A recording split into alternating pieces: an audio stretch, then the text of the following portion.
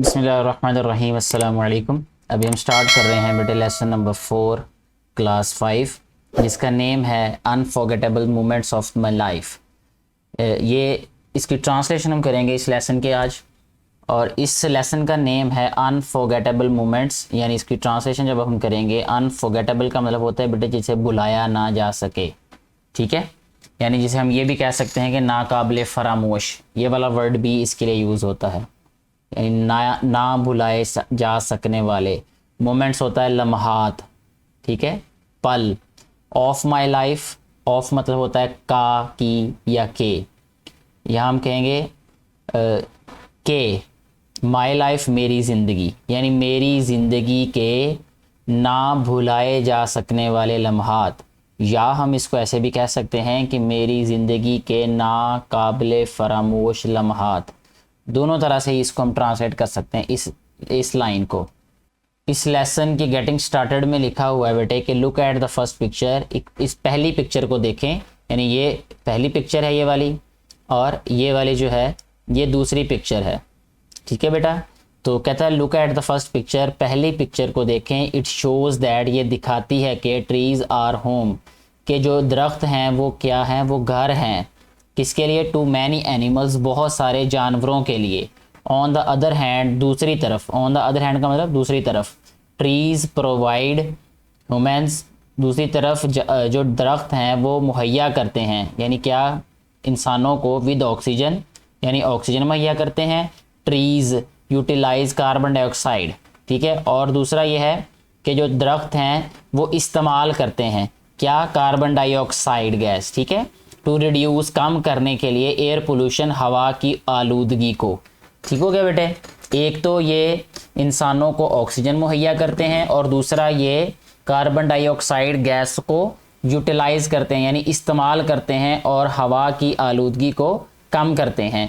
In the second picture, दूसरी तस्वीर में अगर हम देखें, ये राइट साइड पे जो तस्वीर है बेटे, ह्यूमन्स आर कटिंग ट्रीज, इंसान जो हैं वो काट रहे हैं दरख्तों को। टू यूज़ दैम, इनको इस्तेमाल करने के लिए। फॉर डिफरेंट पर्पजेज़, मुख्तलिफ कामों के लिए, मुख्तलिफ मकासद के लिए। पर्पज़ होता है मकसद, जी बेटे। इसके बाद है लेट्स टॉक। लेट्स टॉक का मतलब ये है कि आए बात करते हैं इस बारे में, यानी आपकी ज़ाती सोच क्या है, आपकी ज़ाती राय क्या है इन सवालात के बारे में, इन पॉइंट्स के बारे में। तो सबसे पहला पॉइंट जिसके बारे में आपकी राय जो है वो पूछी गई है वो ये है कि what would happen if there were no trees in the world, अगर दुनिया में दरख्त ना होते तो क्या होता। देखिए बेटे, जैसा कि अभी उन्होंने बताया कि ये ऑक्सीजन को यूटिलाइज करते हैं और उसके अलावा कार्बन डाइऑक्साइड गैस को कम करते हैं, ठीक है। इसका मतलब ये है कि अगर दरख्त ना होते तो ऑक्सीजन की कमी भी होती, और साथ ही साथ जो कार्बन डाइऑक्साइड गैस है उसकी भी ज़्यादती होती। उससे क्या होता फिर कि जो ज़मीन का दर्जा हरारत है, टेम्परेचर है, वो और बढ़ता। जैसे अभी रिसेंटली आप लोगों ने शायद ये सुना हो कि ग्लोबल वार्मिंग जिसे कहते हैं, ग्लोबल वार्मिंग की बहुत सारी वजूहात में से एक अहम वजह यह है कि जिसको कहते हैं दरख्त जो हैं वो काटे जा रहे हैं बहुत तेज़ी से, जिससे क्या हो रहा है कि ग्लोबल वार्मिंग हो रही है, यानी जो ज़मीन है, कुर्रा ज़मीन है, इस पर जो दर्जा हरारत है वो बढ़ रहा है, ठीक है। दरख्त जो हैं वो टेम्परेचर को भी कंट्रोल रखने की वजह बनते हैं। नेक्स्ट सेकंड नंबर पे बेटे पूछा गया है कि have you ever planted a seedling, क्या आपने कभी कोई एक दरख्त का छोटा सा नन्हा सा पौधा बोया है आपने, यानी उसका जो है वो बीज तो नहीं कह सकते क्योंकि बीज के बाद वाला जो स्टेप होता है ना उसे सीडलिंग कहते हैं बेटे, ठीक है। पहले सीड होता है, सीड से फिर अगला स्टेप है वो सीडलिंग बन जाता है। अच्छा जी, हम इसको नन्हा सा पौधा कह देते हैं यहाँ पे। Have you ever planted A seedling, क्या आपने कभी नन्हा सा पौधा जो है वो बोया है। और कन्विंस्ड एनीवन, क्या किसी को कन्विंस किया है, उसको इस बात पर आपने मुतासिर किया है या कायल किया है। कन्विंस का सही मतलब वैसे कायल होगा बेटे, ठीक है। तो क्या कभी आपने कायल किया है किसी को। To help you plant one, कि वो आपकी मदद करे वो पौधा प्लांट करने की, यानी उसको बोने की। तो आप लिख सकते हैं अगर आपने कभी ये कोशिश की है, आप लिखेंगे I have planted a seedling, ठीक है। और अगर आपने नहीं किया होगा तो I have never planted a seedling, और convinced anyone to help me planting any seedling. What steps would you take to reduce deforestation, deforestation यानी जंगलात का कटाव, यानी जो दरख्त काटे जाते हैं उसको कम करने के लिए आप क्या करते। ठीक है, अगर अगर किसी से राय पूछी जाए तो हर किसी ने तो अपनी अपनी राय देनी है ना, तो जो भी आप लोगों की राय आप उसके मुताबिक बता सकते हैं। जैसे इनमें से बहुत सारी आराम में से एक राय ये हो सकती है, I would ban cutting trees, मैं वैसे ही दरख्तों को काटने पे बैन लगा दूंगा, यानी पाबंदी लगा दूंगा। तो इसी तरह अब ट्रांसलेशन यहाँ से स्टार्ट करते हैं unforgettable moments of my life की। सबसे पहले प्री रीडिंग के जो पॉइंट्स है, कहता है look at the pictures and read the title of the lesson, guess 5 words related to it. इससे रिलेटेड जो है वो 5 लफ्ज़ जो है वो आपने बताने हैं। ये जो पिक्चर है जो भी नज़र आ रहा हो, अभी मैं आपको हेल्प आउट नहीं कर रहा, इसमें देखें जो ट्रीज़ हैं उनके जो लीव्स हैं वो ड्राई हैं, ठीक है, और ज़मीन जो है वो भी ड्राई है, ठीक हो गया, और हीट ज़्यादा होगी, ठीक है ना, हीट ज़्यादा है। तो इस तरह के 4-5 वर्ड बता दें, 2-3 तो मैंने बता दिए होंगे आपको अभी। Have you ever visited a farm, क्या आपने कभी कोई फार्म विजिट किया है? फार्म का मतलब होता है ज़रई ज़मीन बेटे, ठीक है, जिसे हम देहातों में उसको कहते हैं मरब्बा भी कहते हैं, ठीक है बेटे। Have you ever visited a farm और any other place surrounded by natural beauty, यानी क्या कभी कोई ऐसी जगह का आपने विजिट किया है, कभी आप गए हैं वहाँ पे जो कि कुदरती खूबसूरती से घिरी हो, ठीक है, सराउंडेड का मतलब घिरा होना, ठीक है, जिसके चारों तरफ कुदरती खूबसूरती हो, यानी पौधे वगैरह हों, दरख्त हों, इस तरह की कोई जगह। I visited my grand parents इन सवात, मैं अपने जो ग्रैंड पेरेंट्स होता है बेटे, दादा दादी या नाना नानी, मैं अपने दादा दादी के पास कहाँ गया? सवात गया, या नाना नानी कह देते हैं यहाँ पे, अक्सर जो है वो नन्हेयाल बच्चे जाते हैं तो ये लिख देते हैं जी, मैं अपने नाना और नानी के पास सवात में गया। विजिटेड का मतलब उनके पास गया या उनसे मिलने गया। 2 years ago, 2 साल पहले, ठीक है, 2 साल पहले मैं अपने नाना नानी को सवात मिलने गया। दिस ईयर, इस साल। ड्यूरिंग समर, ड्यूरिंग होता है दौरान, समर होता है गर्मी, गर्मियों के दौरान। वेकेशन होता है छुट्टियाँ, गर्मियों की छुट्टियों के दौरान। माय फादर अगेन, मेरे वाले साहब दोबारा। टू का हमें लेकर गए, टेक होता है लेके जाना, टुक लेकर गए। टू विजिट दैम, उनसे मिलने, ठीक है ना, उनको मिलने के लिए हमें लेकर गए। माय फैमिली एंड आई, मेरा ख़ानदान या मेरा कुंबा, ठीक है, एंड आई और मैं, वर वेरी एक्साइटेड, बहुत पुरजोश थे।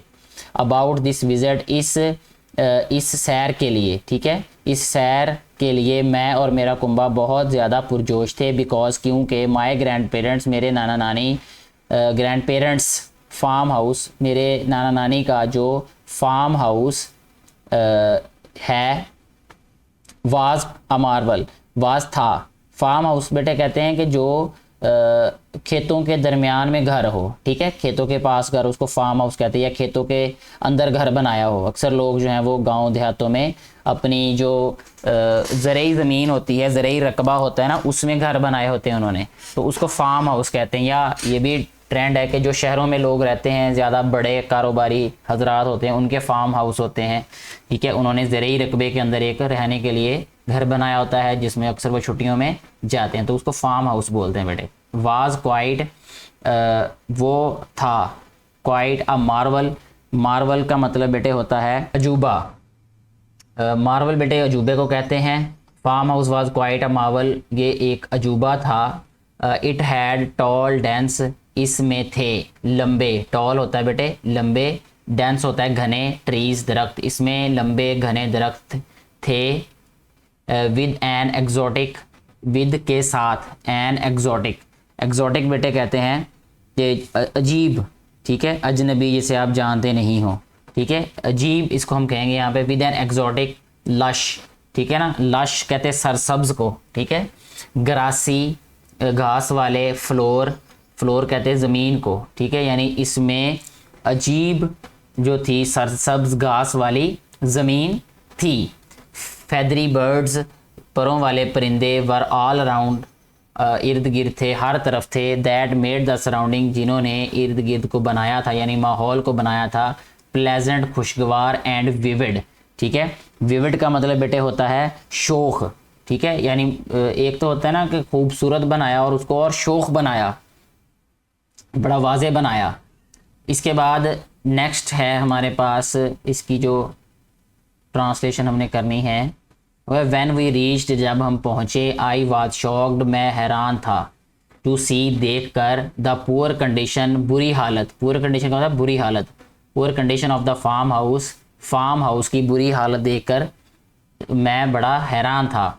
देयर वाज नथिंग, कुछ भी नहीं था, बट बर्न्ड, लेकिन जले हुए, येलो ग्रास, पीली घास, विद बुशिज, बुशिज झाड़ियों के साथ, ठीक है। यानी वहाँ पर क्या था, जली हुई पीले रंग की घास थी, वहाँ पर झाड़ियाँ थी, एवरीवेयर, हर तरफ, यानी हर तरफ झाड़ियाँ थी।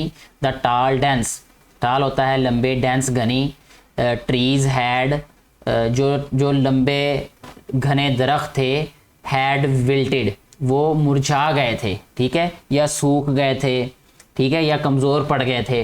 विल्टेड का मतलब बेटे कमज़ोर होना कह देते हैं हम, कमज़ोर होना होता है, मुरझा जाना होता है, हम कहेंगे मुरझा गए थे। ओ माई गॉड, ओ मेरे अल्लाह, व्हाट हैपन टू देम, इनके साथ क्या हुआ। आई मर्मर्ड, मर्मर्ड का मतलब होता है बेटे बड़बड़ाना, मुंह में छोटी सी आवाज़, यानी हल्की सी आवाज़ में कुछ बोलना, उसको बड़बड़ाना कहते हैं।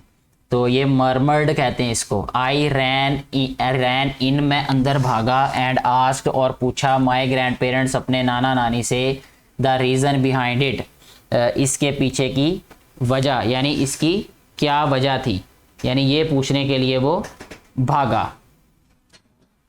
दे एक्सप्लेन्ड, उन्होंने वजाहत की, उन्होंने बताया, दैट के द गार्डनर, गार्डनर होता है बागबान या माली, who use to take care, जो के इनकी हिफाजत करता था या देखभाल करता था, ऑफ द गार्डन, बागीचे की, यानी बागीचे की जो माली देखभाल करता था, हैड पास्ड अवे, उसका इंतकाल हो चुका है, ड्यू टू इलनेस, बीमारी की वजह से, दे वर नॉट एबल टू पे, वो अदा नहीं कर सकते थे या दे नहीं सकते थे, ठीक है, एज मच अटेंशन, उतनी तवज्जो, ठीक है, वो उतनी तवज्जो नहीं दे सकते थे, एज रिक्वायर्ड, जितनी के ज़रूरत थी, यानी जितनी जो अटेंशन की तवज्जो की ज़रूरत थी वो उतनी नहीं दे सकते थे, यानी जो उसके नाना नानी थे या दादा दादी थे वो उन दरख्तों को उतनी तवज्जो नहीं दे सकते थे जितनी ज़रूरत थी। I decided to bring the same scenery, मैंने फ़ैसला किया, to bring the same scenery,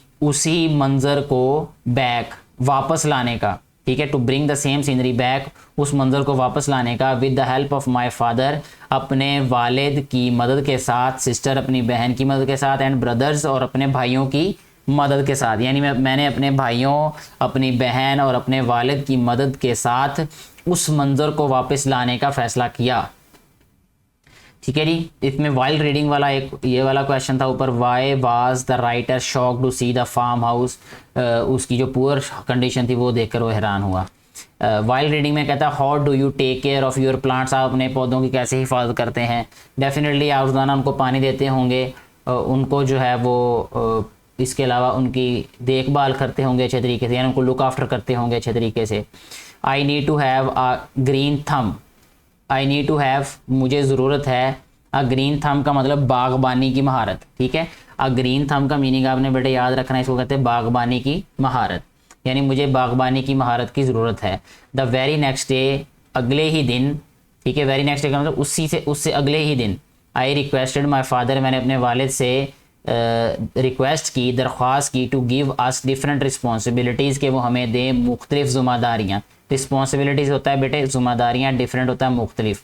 my elder brothers, मेरे बड़े भाई, टुक चार्ज, यानी उन्होंने ज़िम्मेदारी संभाली, टुक चार्ज का होता है ज़िम्मेदारी संभाली, ऑफ ब्रिंगिंग, लाने की, फर्टिलाइज़र, खाद लाने की, फ्रॉम द मार्केट, बाज़ार से, एंड प्लांटिंग न्यू प्लांट्स, और नए पौधे लगाने की, यानी मेरे भाइयों ने बाज़ार से खाद लाने की और नए पौधे लगाने की ज़िम्मेदारी संभाली। माई सिस्टर ऑप्टेड, मेरी बहन ने इंतखाब किया, टू वाटर प्लांट्स, के वो पौधों को पानी देगी, इन द आफ्टरनून, सपहर को, यानी दोपहर के बाद, एंड आई हैड रिस्पॉन्सिबिलिटी, और मेरी ज़िम्मेदारी थी, ऑफ टेकिंग केयर, ख्याल रखने की, ऑफ द नेस्ट्स, घोंसलों की, वेयर आई सा, जहाँ मैंने देखे, मैनी क्रीपी क्रॉलीज, अजीबोगरीब जो है कीड़े मकोड़े, ठीक है, मैंने वहाँ जहाँ अजीबोगरीब कीड़े मकोड़े देखे घोंसलों में। वी स्टार्टेड वर्किंग, हमने काम शुरू कर दिया, विद फुल एनर्जी, पूरी कुव्वत के साथ, पूरे जोश और जज्बे के साथ, एंड गॉट एवरीथिंग बैक, और हर चीज़ को वापस उसी हालत में ले आए, टू द वे, उसी रास्ते पर, इट यूज टू बी, जो कि होती थी, विदिन अ मंथ्स टाइम, एक महीने के वक्त में, यानी एक महीने के वक्त में हम हर चीज़ को वहीं पे ले आए जहां वो होती थी। ठीक है बेटे।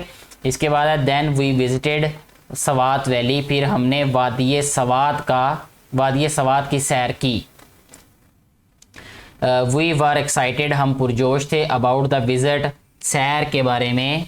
देयर वी डिसाइडेड, वहाँ हमने फैसला किया, टू राइड जिप लाइन की राइड का। ठीक है, यानी जिप लाइन जो है बेटे उसको कहते हैं कि जिस पे ये, जैसे ये रस्सी है ना, रस्सी पे लटक एक लटका जाता है और एक जगह से दूसरी जगह फिर उसी रस्सी के सहारे जाया जाता है, उसको जिप लाइन बोलते हैं। ठीक है, ये इस पिक्चर में भी आपको नजर आ रहा होगा, ये जिप लाइन ही है।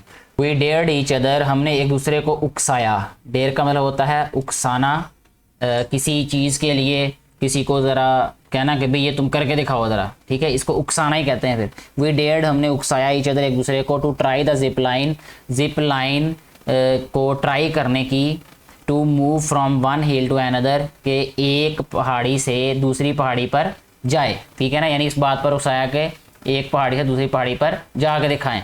It was an exciting and memorable experience, ये एक पुरजोश और नाकाबिले फरामोश तजर्बा था। सून आवर हॉलीडेज एंडेड, जल्द ही हमारी छुट्टियां ख़त्म हो गई। The days passed so quickly, दिन इतनी तेज़ी से गुजरे। बट वी वर ग्लैड, हम खुश थे, दैट वी हैड रिस्टोर्ड, कि हमने रिस्टोर कर लिया। रिस्टोर का मतलब होता है दोबारा उसी हालत में लेकर आना। ठीक है, या बहाल करना, हमने बहाल कर लिया या दोबारा उसी हालत में ले आए। आवर फार्म हाउस, अपने फार्म हाउस को, टू इट्स ओरिजिनल कंडीशन, उसकी असली हालत में। And enjoyed zip line ride, और इंजॉय किया, लुत्फ़ अंदोज हुए, जिप लाइन की राइड को, यानी सवारी को। राइड का मतलब वैसे सवारी भी होता है, यानी उस पर हम सवार हुए या उस पर हम गए। तो इस तरह इस लेसन की जो रीडिंग है वो कंप्लीट हो जाती है। आपको अगर कोई कन्फ्यूजन हो इस ट्रांसलेशन से रिलेटेड या रीडिंग से रिलेटेड तो आप कमेंट बॉक्स में राइट कर सकते हैं। वीडियो अच्छी लगी हो तो इसको ज़्यादा से ज़्यादा शेयर करें ताकि बाकी बेटे और बेटियों को भी आपकी तरह फ़ायदा हो सके। Thank you very much.